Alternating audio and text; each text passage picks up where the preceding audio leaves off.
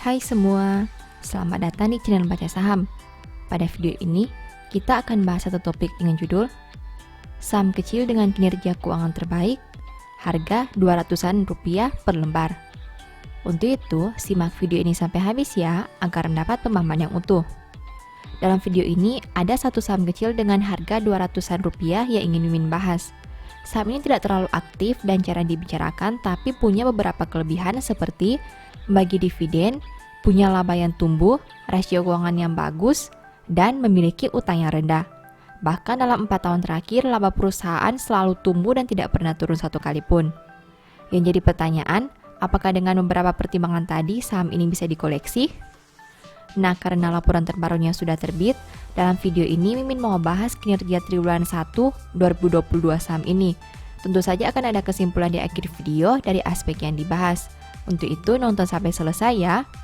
Seperti biasa, pembahasan ini bersifat edukasi dan bukan rekomendasi. Kamu bisa saja rugi jika beli saham ini. Untuk itu, selalu berhati-hati sebelum membeli saham. Disclaimer on ya. Pertama, aset. IPCM punya aset 1.508 miliar di tahun 2022. Sedangkan di tahun 2021, asetnya berjumlah 1.427 miliar. Artinya, aset IPCM naik 5,68% dalam 1 tahun. Sekarang mari kita bahas lebih detail. Dari total aset 1.508 miliar, perusahaan punya kas dan setara kas 716 miliar. Artinya 47,48% aset IPCM berada dalam bentuk ini. Jika dibanding tahun sebelumnya, pos ini naik 9,31%. Selain kas dan setara kas, ada juga aset tetap. Dari total aset 1.508 miliar, perusahaan punya aset tetap 504 miliar. Artinya komponen ini punya porsi kedua terbesar di dalam aset perusahaan. Jika dibanding tahun sebelumnya, pos ini naik 888,24%.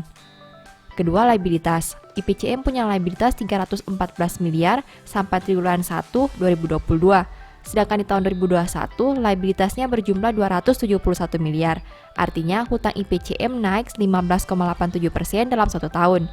Nah, dari total liabilitas 314 miliar, perusahaan punya beban akrual 181 miliar. Artinya 57,64% hutang IPCM berada dalam bentuk ini. Jika dibanding tahun sebelumnya, pos ini naik 27,46%. Selain beban akrual, ada juga utang usaha pihak berelasi.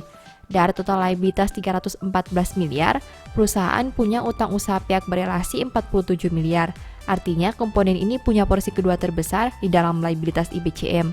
Jika dibanding tahun sebelumnya, pos ini turun 21,67%. Ketiga, ekuitas. IPCM punya ekuitas 1.194 miliar sampai triwulan 1 2022. Jika dibanding tahun sebelumnya dengan angka 1.156 miliar, berarti ekuitas IPCM naik 3,29%. Dari total ekuitas 1.194 miliar, perusahaan punya modal ditempatkan dan disetor sebanyak 528 miliar. Artinya 44,22% ekuitas perusahaan berada dalam bentuk ini. Jika dibanding tahun sebelumnya, pos ini tetap. Keempat, pendapatan. IPCM punya pendapatan 213 miliar sampai triwulan 1 2022. Sedangkan di tahun 2021 pendapatannya berjumlah 184 miliar. Berarti pendapatan IPCM naik 15,76% dalam 1 tahun terakhir. Kelima, biaya pokok. IPCM punya biaya pokok penjualan sebanyak 133 miliar.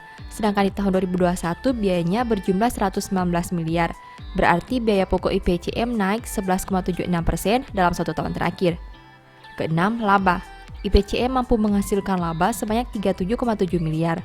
Jika dibanding tahun sebelumnya di angka 33,01 miliar, berarti laba IPCM naik 14,21% dalam 1 tahun terakhir. Ketujuh, rasio keuangan. IPCM punya ROE 12,64% dengan NPM 17,70%.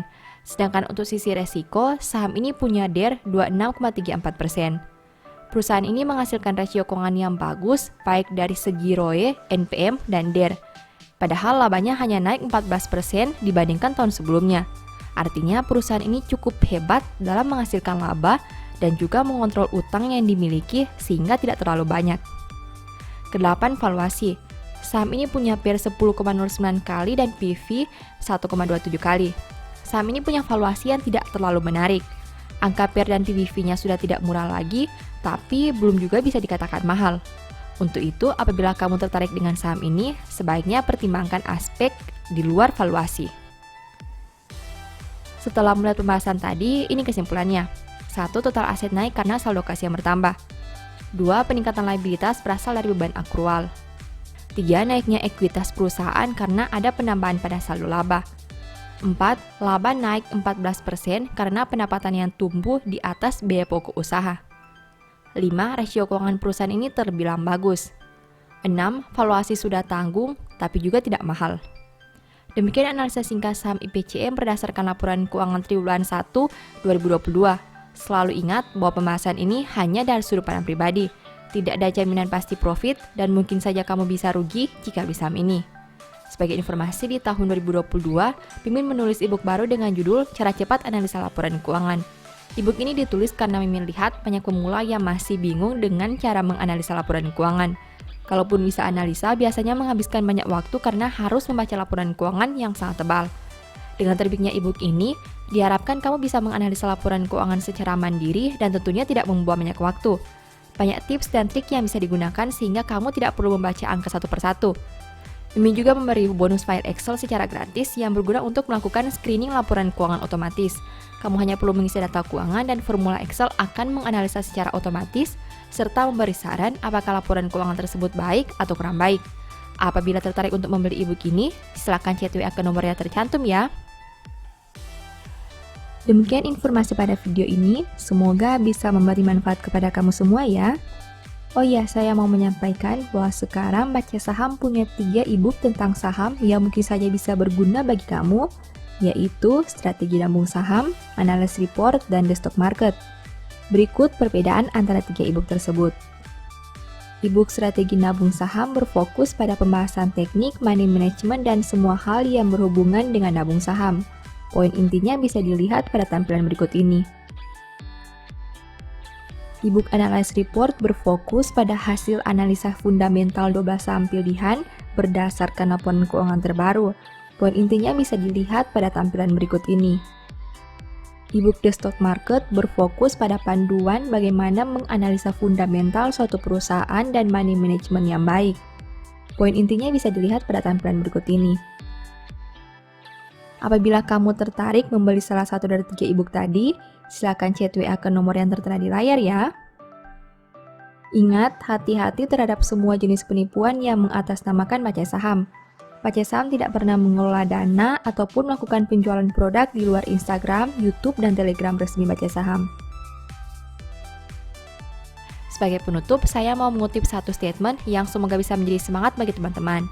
Sebab itu, tempuhlah jalan orang baik dan peliharalah jalan-jalan orang benar. Thank you.